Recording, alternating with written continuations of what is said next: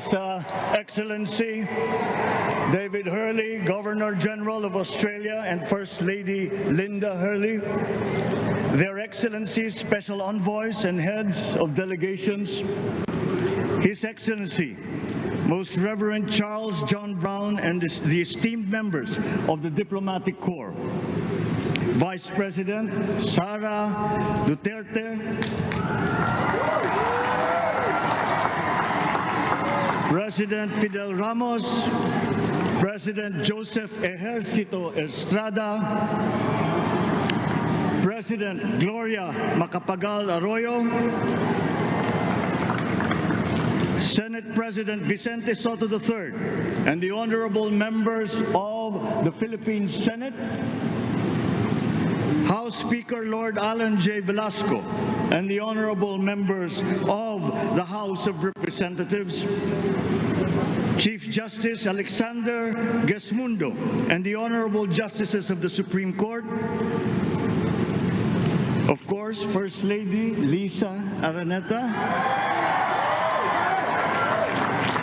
and my children, Alexander, Sandro, Simon, and Vincent.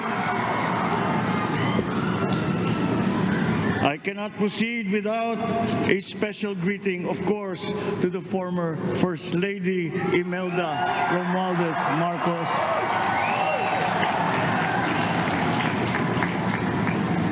Other distinguished guests, ladies and gentlemen, my friends, ang aking minamahal na mga kababayan, magandang tanghali po sa inyong lahat.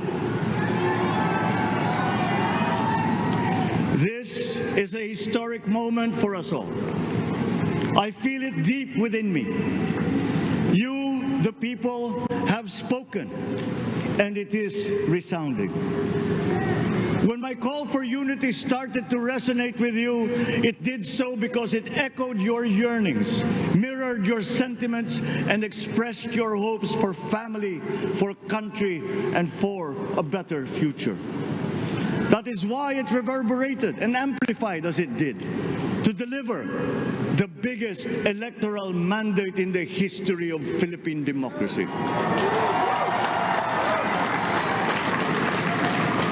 By your vote, you rejected the politics of division. I offended none of my rivals in this campaign. I listened instead to what they were saying. And I saw little incompatibility with my own ideas about jobs, fair wages, personal safety, and national strength, and ending want in a land of plenty.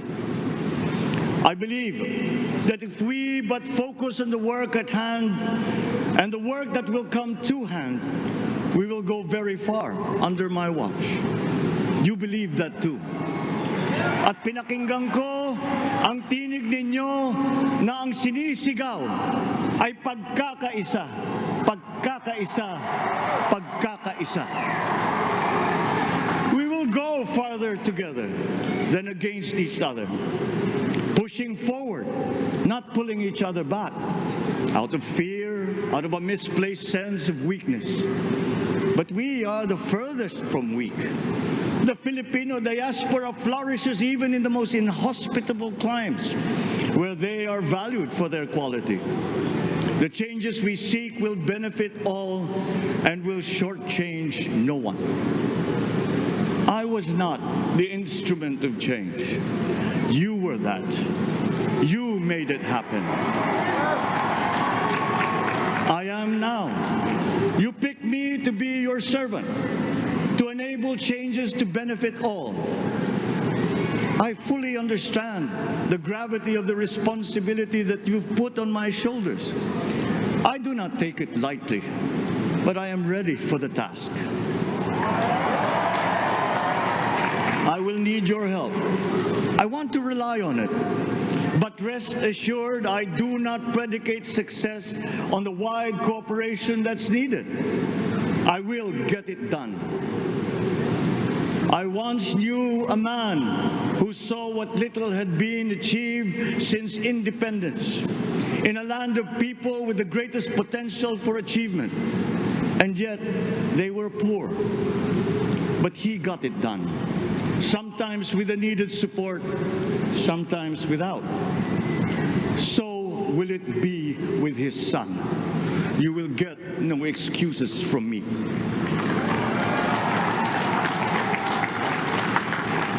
I am here not to talk about the past. I am here to tell you about our future. A future of sufficiency, even plenty, of readily available ways and means to get done what needs doing, by you, by me. We do not look back, but ahead, up the road that we must take to a place better than the one we lost in the pandemic. Gains made and lost, opportunities missed, well-laid plans superseded by the pandemic. Indeed, ours was the fastest growing economy in ASEAN by ways now outdated. We shall be again by a radical change in the way the world must now work to recover what we have lost in that fire and move on from there.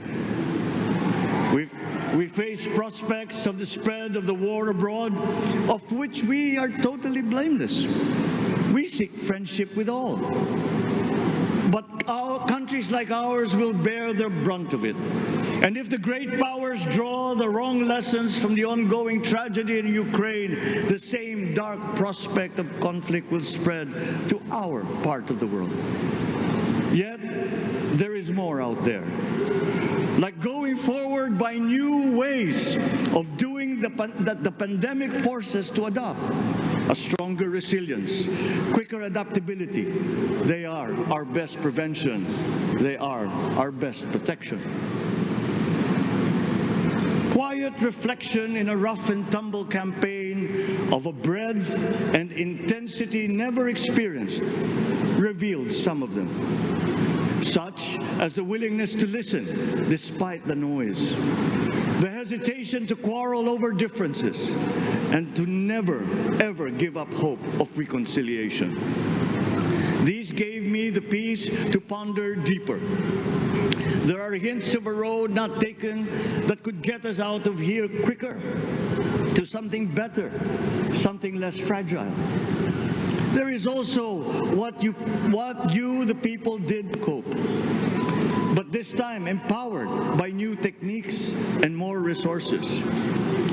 You got by, getting some of what you needed with a massive government help. And for this, I thank my predecessor for the courage of his hard decisions.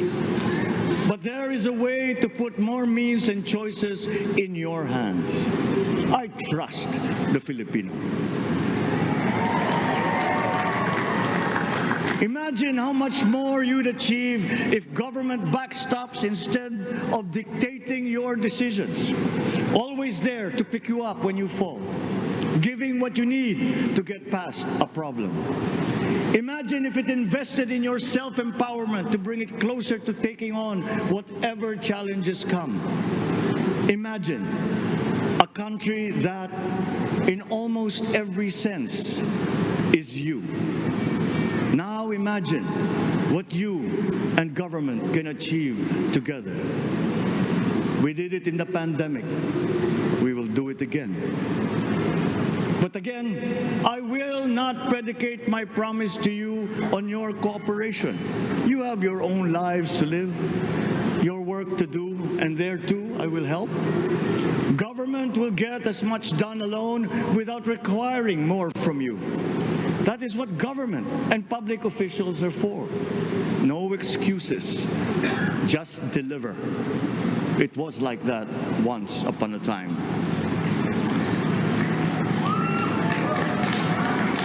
I did not talk much in this campaign. I did not bother to think of rebutting my rivals. Instead, I searched for promising approaches better than the usual solutions. I listened to you. I did not lecture you who has the biggest stake in our success. And the forthcoming State of the Nation will tell you exactly how we shall get this done. In this fresh chapter of our history, I extend my hand to all Filipinos. Come, let us put our shoulders to the wheel and give that wheel a faster turn to repair and to rebuild and to address challenges in new ways, to provide what all Filipinos need, to be all that we can. We are here to repair a house divided, to make it whole, and to stand strong again in the bayanihan way, expressive of our nature as Filipinos. We shall seek, not scorn, dialogue. Listen respectfully to contrary views. Be open to suggestions coming from hard thinking and unsparing judgment. But always from us, Filipinos. We can trust no one else when it comes to what is best for us. Past history has often proven that. Solutions from outside divided us. None deepened our understanding. They were always at our expense. Never forget, we are Filipinos. One nation, one republic, indivisible. We resisted and never failed to defeat foreign attempts to break up our country in my father's watch. His strongest critics have conceded that. So let us all be part of the solution that we choose. In that lies the power to get it done. Always be open to differing views, but ever united in our chosen goal. Never hesitating to change it, should it prove wanting. That is how agile, resilient republics are made. Our future, we decide today. Yesterday cannot make that decision anymore, nor can tomorrow delay it. The sooner we start, the surer and quicker the prospect of achieving our future. These are troubling times. What's happening to others can happen to us, but it will not. We see what's happening. We are witness to how it is being stopped, and we have seen the glory that crowns struggle against all odds. Giving up is not an option. We've been through times of bitter division, but united, we came through to this when it shall begin again, but better. The campaigns I've run have taken me here where I stand today. I listened to you, and this is what I have heard. We all want peace in our land. You and your children want a good chance at a better life in a safer, more prosperous country. All that is within reach of a hard-working, warm, and giving race. Your dreams are mine. Pangarap nyo ay pangarap ko. How can we make them come true? How can we do it together? But I will take it as far as anyone with the same faith and commitment can, as if it depended entirely on himself. Sa pangarap na maging mapayapa ang ating bansa, ang pangarap nyo ay pangarap ko. Sa pangarap na maging maunlad ang ating bansa, ang pangarap nyo ay pangarap ko. At sa pangarap na maging mas masinang ang kinabukasan natin at ng ating mga anak, ang pangarap nyo ay pangarap ko. We are presently drawing up a comprehensive, all-inclusive plan for economic transformation. We will build back better by doing things in the light of the experiences that we have had, both good and bad. It doesn't matter. No looking back in anger or nostalgia. In the road ahead, the immediate months will be rough. but I will walk that road with you. The pandemic ravaged bigger economies than ours. The virus is not the only thing to blame.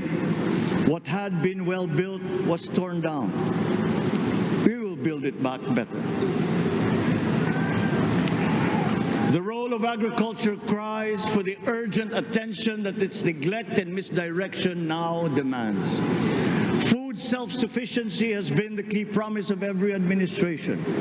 None but one delivered.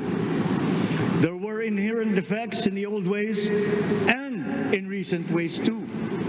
The trade policy of competitive advantage made the case that when it comes to food sufficiency, a country should not produce but import what other countries make more of and sell cheapest. Then came Ukraine. The most vulnerable when it comes to food are the countries furthest away from the conflict, those bearing no blame for provoking it. Yet they face the biggest risk of starvation. If financial aid is poured into them, though it never is, there is nothing to buy. Food is not just a trade commodity. Without it, people weaken and die. Societies come apart. It is more than a livelihood. It is an existential imperative and a moral one. An agriculture damaged and diminished by unfair competition will have a harder time or will have no prospects at all of recovering. Food sufficiency must get the preferential treatment the richest free trade countries always gave their agricultural sectors. Their policy boils down to don't do as we do. Do what we tell you to. I am giving that policy the most serious thought if it doesn't change or make more allowances for emergencies with long-term effects. There is a parallel problem in our energy supply. Sufficient fossil fuel-free technology for whole economies has yet to be invented. And it is not seriously tried by rich countries.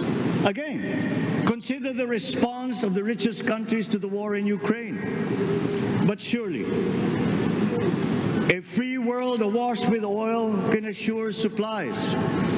Or we will find a way. We are not far from oil and gas reserves that have already been developed. What we teach in our schools, the materials used must be rethought. I am not talking about history. I am talking about the basics, the sciences, sharpening theoretical aptitude and imparting vocational skills, such as in the German example, alongside the national language with equal emphasis and facility in a global language, which we had and lost. Let us give OFWs all the advantages we can for them to survive and to thrive. Our teachers from elementary up are heroes fighting ignorance with poor paper weapons. We are condemning the future of our race to menial occupations abroad. Then they are exploited by traffickers. Once we had an education system that prepared coming generations for more and better jobs. There is hope for a comeback. Vice President and soon-to-be Secretary of Education, Sara Duterte Carpio, will fit that mission to a T. We won't be caught unprepared, under-equipped, and understaffed to fight the next pandemic. To start with, we never got over the pandemic of poor, if any, free public health. The last major upgrade of a public health system, exemplified by the resources poured into PGH, predates the current shambles by 3 generations. Our nurses are the best in the world. They acquitted themselves with the highest distinction abroad, having suffered even the highest casualties. With the same exemplary dedication at home, they just got by. They are out there because we cannot pay them for the same risk and workload that we have back here. There will be changes starting tomorrow. I am confident because I have an OPLEC in my cabinet. There were shortcomings in the COVID response. We will fix them out in the open. No more secrets in public health. Remember, I speak from experience. I was among the first to get COVID. It was not a walk in the park. My father built more and better roads, produced more rice than all administrations before his. President Rodrigo Roa Duterte built more and better than all the administrations succeeding my father's.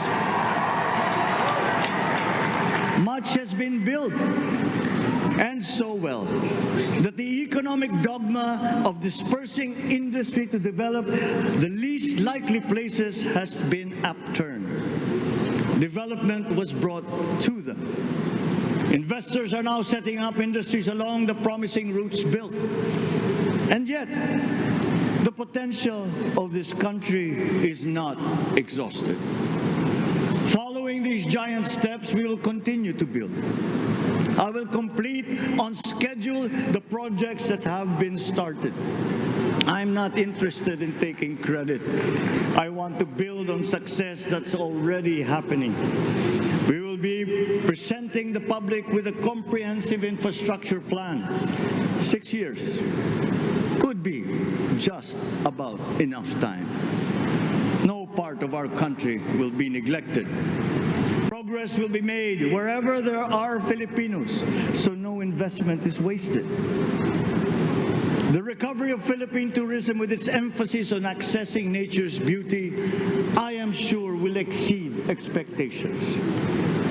And bigger is not always better, but there's something to be said for economies of scale. And yet the country invites investments in fast-rising industries with quick returns and inflicts irreparable damage for future generations. We have yet to see large-scale practical solutions to pollution, though some are beginning to emerge. But there are tried and proven new ways of mitigation. Blades have been turning over the sand dunes of Ilocos Norte, harnessing a power all around, but unseen, long before this day. I built them.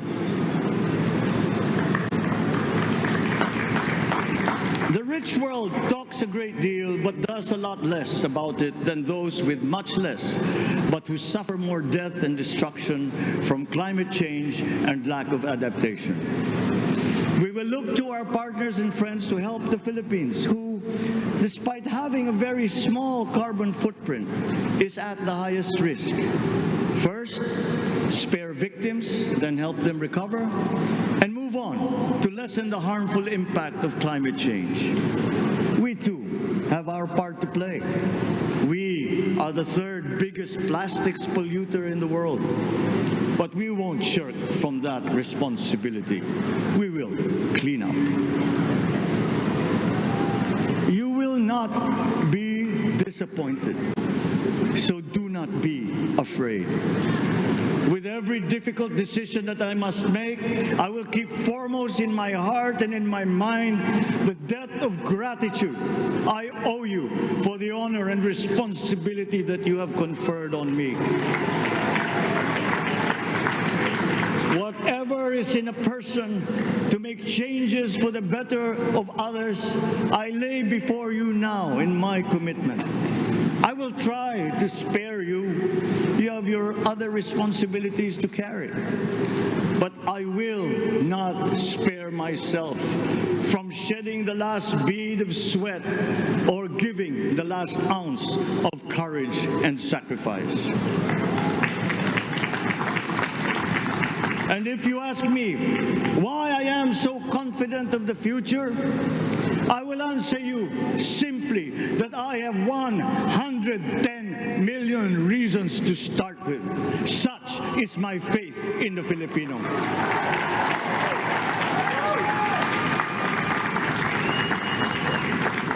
Believe, have hope. The sun also rises like it did today and as it will tomorrow. And as surely as that, we will achieve the country all Filipinos deserve. God bless the Philippines.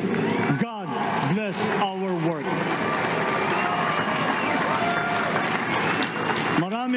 Maraming salamat po sa inyong lahat.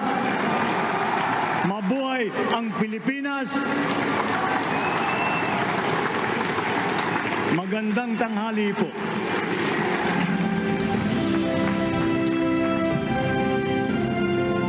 Excellencies, ladies and gentlemen, the President of the Republic of the Philippines, President Ferdinand Romualdez Marcos Jr.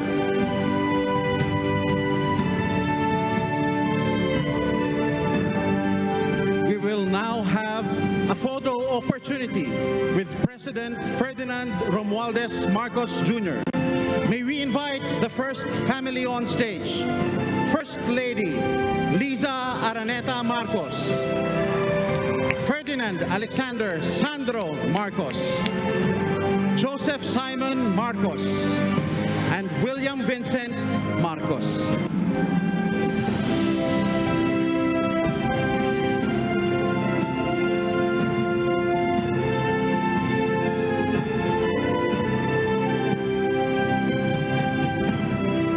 May we now request Vice President Sara Duterte to join the first family.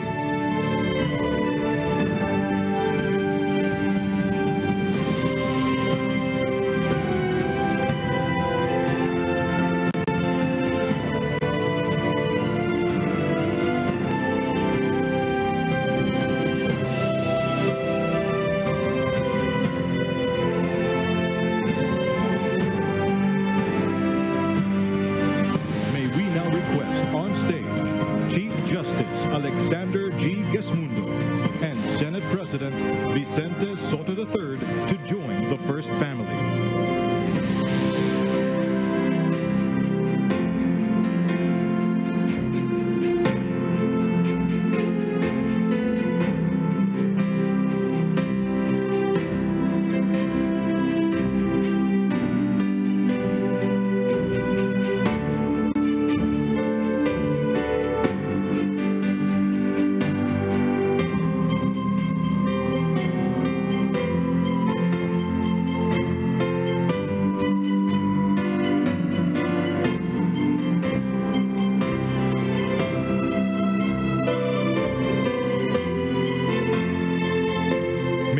Request Madam Imelda R. Marcos, Senator Amy Marcos, and Ms. Irene Marcos Araneta to join the first family.